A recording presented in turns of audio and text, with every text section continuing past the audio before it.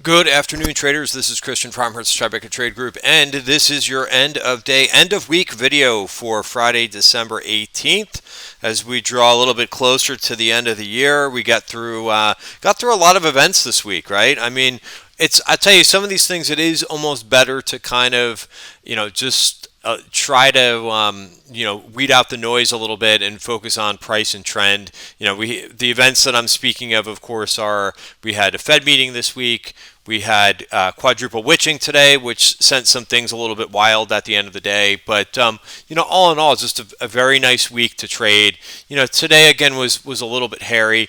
We saw the VIX go up for most of the day today. Here's my three charts on the VIX. You got the VIX on the top here, which is volatility, of course, for the S&P, VXN, which is the short-term volatility for the Qs, and then RVX, which is short-term volatility for IWM. Right? If you're going to measure volatility, you need to measure, like, if your portfolio is more small caps, then you want to be looking at something that is shows you what that is. Just interesting, what happened throughout the session here is that volatility was going up for the most of the session, and then clearly, a dump at the end in terms of volatility. So this actually finished things funny. It's funny to look at some of this stuff.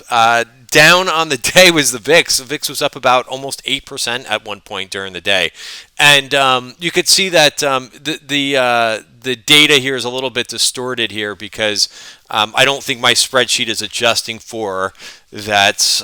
All the spider ETFs like SPY went ex-div today, so I think the S&P was only down about 40 basis points for the day when you do that. Again, the SPY, for example, issues their dividend always on quadruple witching, right? It's kind of funny that happens, but right. So if we go here on Bloomberg,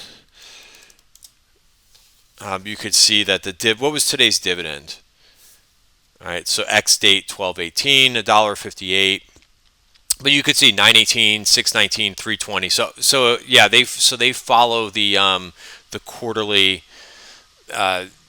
quadruple witching date to put out their dividend. I never knew the reason why they did that, but as far as I know, they've always been doing that, right? They issue the dividend then. So anyway, longer explanation than I wanted to go into for that, but yeah, some whippy price action at the end of the day. The leaders again were clean energy and solar. Once again, just amazing performance. When I get to the weekly performance, it's startling to see how much these things went up for the week. So let's just talk about that price action at the end of the day. So again, if you're a regular viewer of these videos, you know that I've been talking about quadruple witching, but I did get some questions, about, well, what happened with Tesla at the end of the day and so forth, and why did it mark up here? Why did it sell off and why did it do those things? So I'll try to explain this very quickly because I want to talk about other things in this video. But what happens is, everybody's, the announcement came weeks ago that that Tesla was being added to the S&P.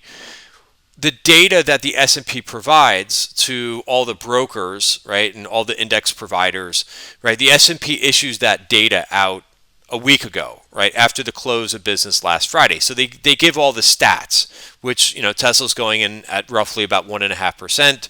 It's also going into the consumer discretionary ETF XLY. And then, the brokers, what they do is they pre-position, right? They estimate how many shares have to be bought for Tesla. And all of that is, of course, benchmarked to today's close, which already happened. Now, what happens is all the brokers pre-position, right? They know that that's going to be heavy volume on Friday, and you can't put all those shares. You can't physically trade all those shares without doing some pre-positioning ahead of time, without really affecting the stock price, right? So if you want to look at this in terms of, this is a Bloomberg screen that you can use. This is like just volatility or over. Let's see if I can zoom in on this. I think I can. But I have this 1 minute ticks. Right? There's like 71 million shares traded on the close, right? So they're basically, brokers are offsetting these themselves on the close, right? With what, right? So they've pre-positioned, right? They've already bought, 70 million shares through the week, and then, the ones who really have to buy these shares are the index providers, right? The State Street, Vanguard, anybody who's tracking the SPX, right? I always talk about the ETFs because the ETFs, you have transparency. You can figure out the number, and I did that in Monday's video. You can go back and watch Monday's video. But of course, mutual funds too, right? All those mutual funds that also have SPX funds, they have to do the same thing. So they're buying Tesla to go into the index, right? And that's that huge volume on the close. And now brokers have basically been accumulating those shares over the week, so they're selling those shares to the fund managers, right? So it offsets on the close. Now, if they didn't do that pre-positioning, then all of that would have to be bought on the close, right? But being that they've pre-positioned all week long and been accumulating Tesla so that they can do this trade, that's why you of course are still going to see a crazy move, which you did on the close. But considering it's 71 million shares, right? That that didn't distort the price too much. Again, we're talking about 71 million shares. What's the average volume of Tesla?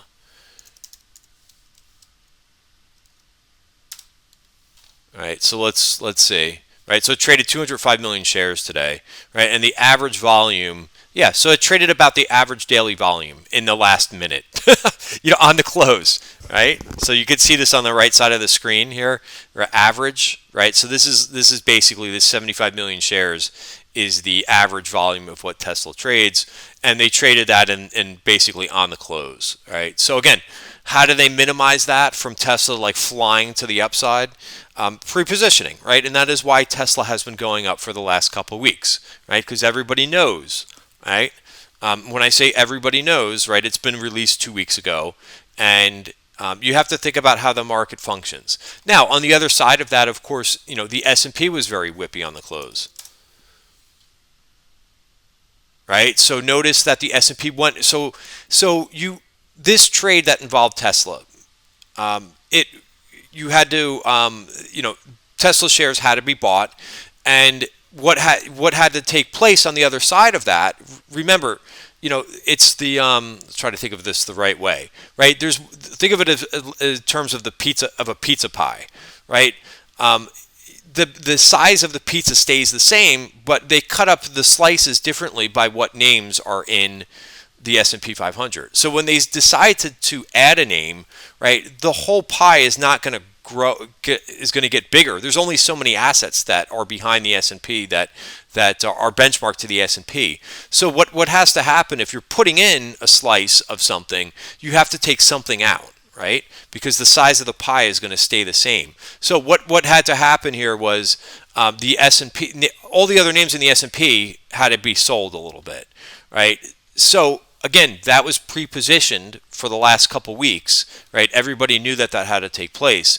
And then what happened here at the end of the day is the unwinding of that trade, of the trade that everybody pre-positioned. So it turned out that by the end of the day, there was some buying that had to happen in the S&P to alleviate what was pre-positioned, right? I know it's a little bit tough to get your head around that, but just think about things when when you're told things on the news, right, on CNBC or on Bloomberg, right, they're talking about obviously, the things that have to trade.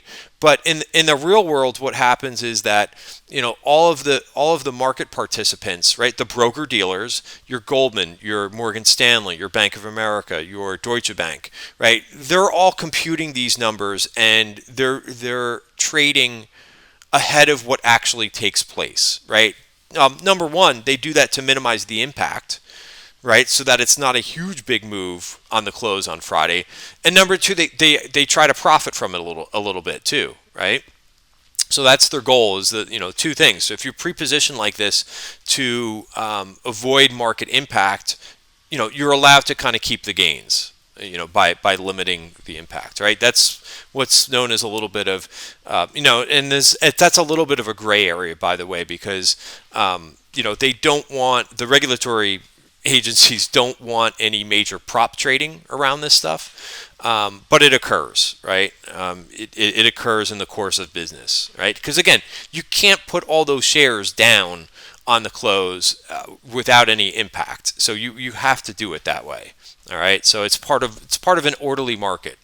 All right, I try to go over this in like a minute or two, but it's interesting stuff. I mean, this is what I used to do back in my institutional career. I used to work on a Delta One trading desk. The Delta One trading desk sits very close to a portfolio trading desk on any brokerage, any institutional brokerage floor, right? There's a Delta One trading desk. They handle a lot of these trades, as well as a lot of the things that happen on the open, like futures expiration, right? So I used to trade all of this stuff, and I used to do a little bit of the portfolio trading too. But there's a desk just specifically on every broker's trading floor that is a portfolio trading desk that does these types of trades, right? It's away from like the cash trading desk, right? So the cash trading desk, meaning guys who trade Microsoft and the Tesla stock itself and so forth. All of that gets coordinated on an institutional trading floor, right? And there's different desks that do these different functions. So anyway,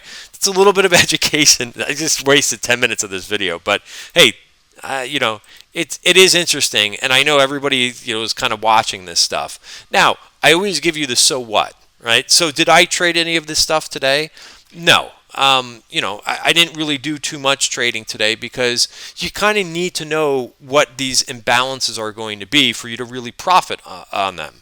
Right now, you could have bought a little bit of calls and something too, and made some money out of the day, on the day and got a little bit lucky. But you're basically getting lucky, right? Knowing that things are either going to revert back a little bit based on that, and kind of using a little bit of intuition. But if I'm not in the know about this stuff, because I'm not on a trading desk like that anymore, right? I'm trading my own money.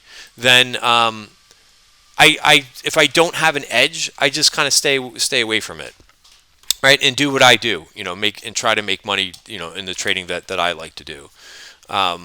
So that said, a couple trades, I probably over traded a little bit today, right?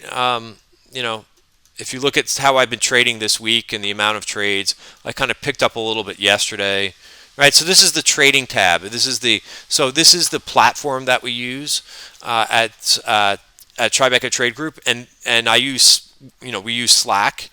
Because it really organizes all the channels. So we've got our trading room up here. We've got option activity.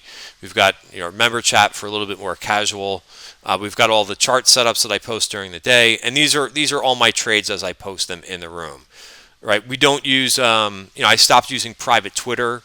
I know retail traders love private Twitter, but this is it's a much more advanced system. Right, you have all the trades, in the system, and all the trades that I do, they get a chart and a chart setup as well that goes with them. But it's just very organized, right? And I like my trading to be very organized. But and what's really nice about Slack too, right? You could go and you can search, any symbol, and you can get the chart set up and so forth. So it's very neat and clean. So yeah, I did a little bit of day trading. This one didn't really work today, so I bailed on that one before it actually sold off a little bit. But we talked a lot about short-term trading. My view on short-term trading, again, I'm really going off tangent in this video. I'll get back on base here in a second. But I was talking about, for example, today, right? It is, besides all of the index rebalancing so forth, it was monthly option expiration. So I trade both. I do option trading and I trade stock. I like to take small shots on some things for in options, to try to exploit some moves. But really, one of the things that I think you should be doing if you do trade options is see how many positions that you had expire worthless for December option expiration.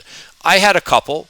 I had a Vive earnings trade, which Vive only has monthly options. So this was from a couple weeks ago when Viva Systems reported earnings. That went worthless. I had a SPY hedge that I put on towards the end of last week, which I was able to take a target in last week, but the rest expired worthless.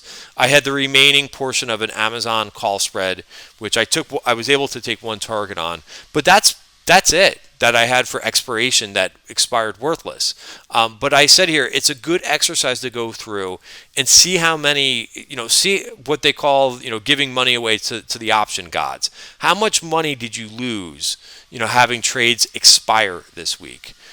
One of the things that I say too is every time I click the mouse on a short-term trade, right? Whether it's a weekly option or a couple weeks out, all that's short-term stuff, right?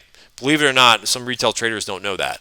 Anything under 60 days is short-term option trading, right? So anything like that, before I click the mouse, right? I'm not looking for how much I can make. Of course, I want to make money on the trade. That's what we're here to do.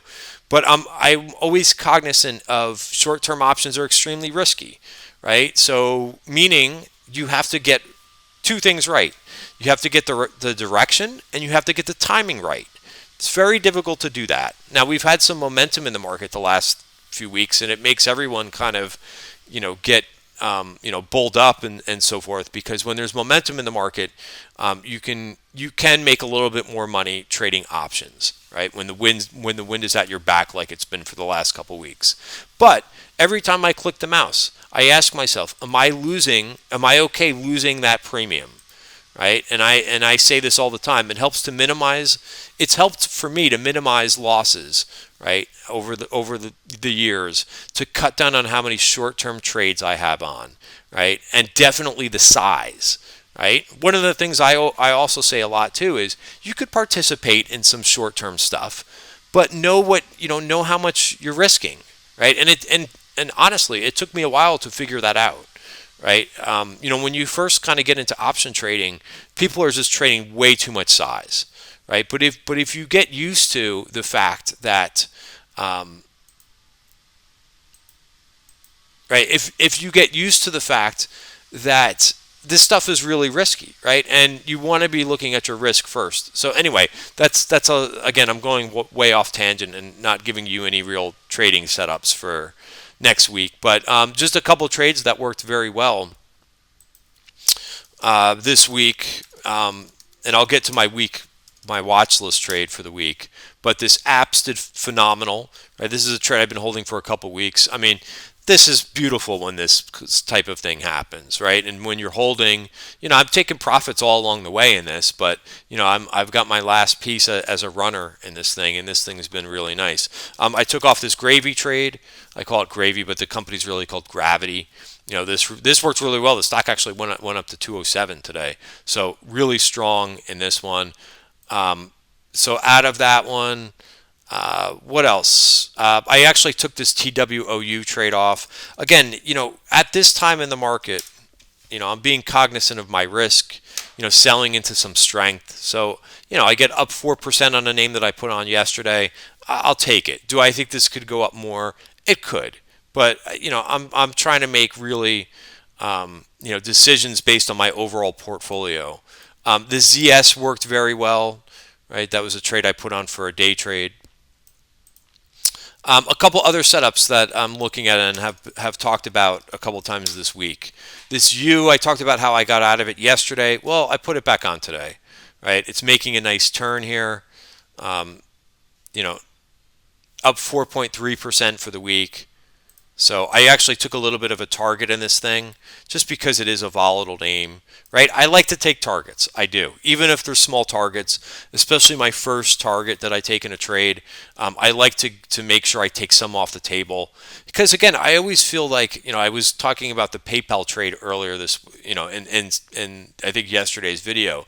Sometimes if I take targets in these trades, literally the next day, sometimes you can get back, and sometimes you can get back into it for a cheaper price. So I like to take some off the table. Fuel cell worked pretty nice. I'm keeping the rest on. Right, I got my target at the price that I mentioned on Twitter. I actually took a target at 970. I know I said 977, but it's close enough. So I took a target at 9, and I'm holding the balance of that one. Hubs is a new one. So again, it's tough, right? If I continue to see new opportunities that look pretty good, I'm going to participate, right? But that may mean I have to take off a trade someplace else at this point in the game for where we are in terms of the overall market. So Hubs out to a 52-week high. Again, what I like about this is, big gap up on earnings, kind of came in for a little bit, digested. It's been doing that, basically after a strong earnings report for the better part of a month and a half. So, it's now out of value, which is a trigger for me, and out to new highs. So, that's enough about for trades. How did our watch list do for the week? Right. So really, really nice performance. This is, I would not expect this every week from me. This went really well. Look at this. Apps was up actually 27%. Reggie, right, which was up 20% for the week. IIPR was up 13%. So again, how I do this, because I get a whole bunch of questions about this, right? Every weekend I do my research and I strike the basket. And I do strike the basket. What you do is you hit edit here in FinBiz, and you do it equally weighted, right? And then you strike the basket at last price, right? And that is Friday's close. So I'll be doing that for Monday as well. Now, what am I doing with this, right? Well, number one, right, we've got a spreadsheet with triggers, right, for swing trades, but I'm also buying this, right? And I've put together many videos on this. Where's my watch list triggers? Let's see if I can find this.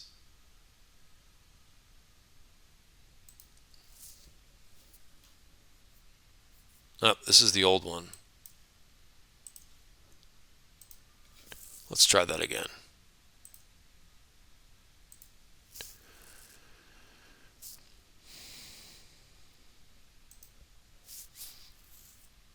There we go. All right, so I'm using this for swing trades as well with various different triggers on them. But what I'm also doing is I'm using this account called M1 Finance, and I'm buying this every Monday morning. I hold it through the week, and then I unwind it. They have various different trading windows that you could do a portfolio trade, right? So I sell all of these, and it's just a program trade. I sell all of these 3 o'clock on Friday. And then what do? I sell the watch list and I buy SPY and I hold SPY over the weekend. And then come Monday morning when I have the new watch list to go, ready to go, I buy the new watch list and I sell the SPY that I held over the weekend, right? And I do this over and over and over. Now, this is a lot of trading activity, but I'm doing it all in one portfolio. So far this has done very well. So my numbers for this, right? I started this program in August. So it is a new program, right? So 39%. And then I just took, I just looked at the mark for today. So what I do for members is, it's a trading contest. Whoops. Oh, geez. Here it is, TTG portfolio, right? So now this is up 40%.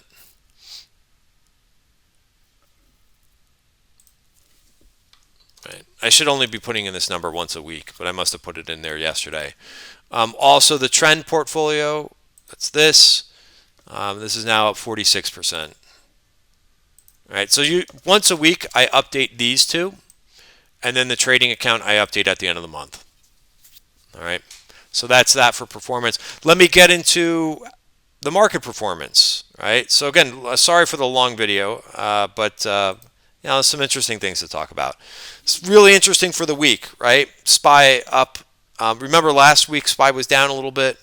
The Dow underperformed a little bit. IWM, absolutely on fire since the election. Here's what IWM looks like. Yes, it is overbought, 72. When is this thing going to lose the 5-period moving average? No idea, right? So it's the age-old saying: stick with the trend until it's not.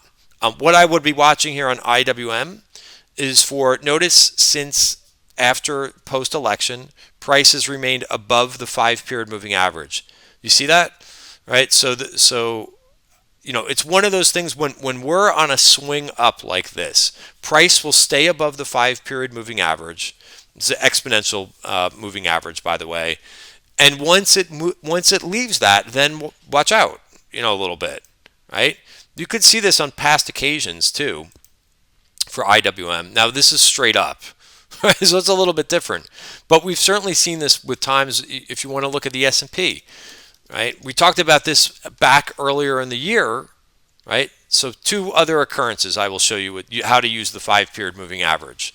Back here, right, when we had the big sell-off in the beginning of the year, once we lost the 5-period moving average, price stayed under it. You had a little bit of a hiccup here, maybe a false signal. Price got above it one day.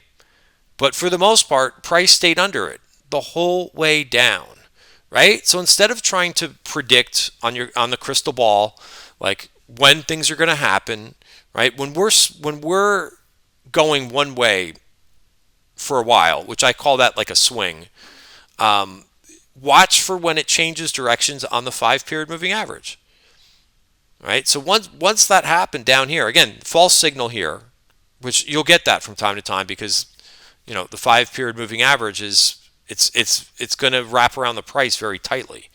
But same thing here, right? So when the 5-period moving average, we basically stayed above it all the way here. Once we got below it, we went sideways for a little bit, right? Same thing over here when we from August to September, right? Price stayed above the 5-period moving average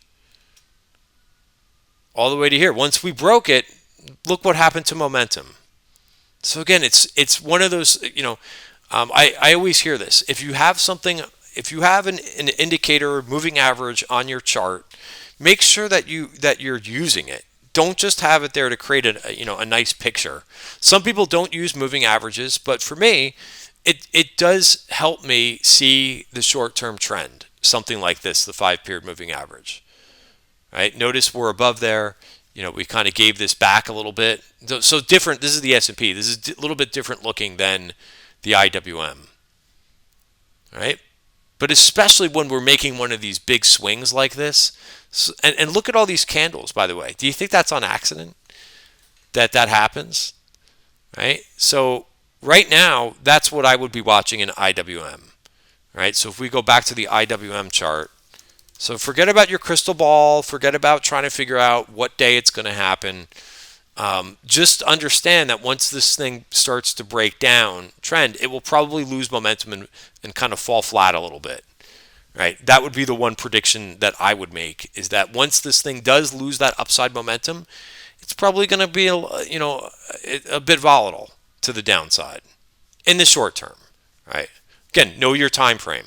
If you care about these short-term things, then I would be mindful of that. If you don't, right, if you're a longer-term person, then a move back into the 20-day moving average, which I think at some point will occur, probably not that big of a deal for a long-term investor. All right, so also Q's had a good week of performance, up 2.7%. International did fine. TLT was down. So you can see pretty risk off. Here's where it gets really interesting. When you break it apart by sectors, once again, this solar ETF took a break for a couple weeks, and does that, but up 14.5%. Right? How strong is that? We talked about solar and the solar stocks earlier in this week, but they had another big day today. Full disclosure, I unwound my solar TAN position yesterday, so I didn't get the benefit of today's action. Also, PBW. The home builders were up 6%. Again, this is this week's performance. This is not today's performance. Robotic stocks, but again, pretty good stuff. Kind of went back to what we saw for a lot of this year, where the energy stocks underperformed, the banks underperformed a little bit this week. So it was a little bit more of a growth versus, if you want to go there with growth versus value, it was more of a growth week than it was value. All right, and then international.